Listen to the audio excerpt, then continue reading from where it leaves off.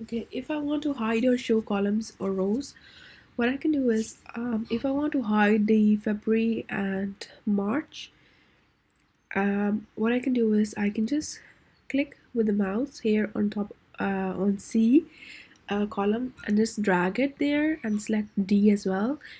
And I can just right click on it and I can click hide, and I can see the double line here, which will indicate or remind me this double line between B and E that I have hidden some columns. So I can just click on the double line here, and I can right click back here and I can click unhide.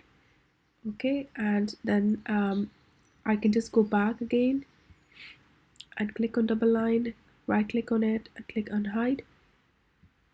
Um,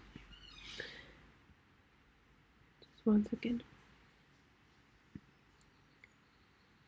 Unhide, yeah. And I can see February and March again.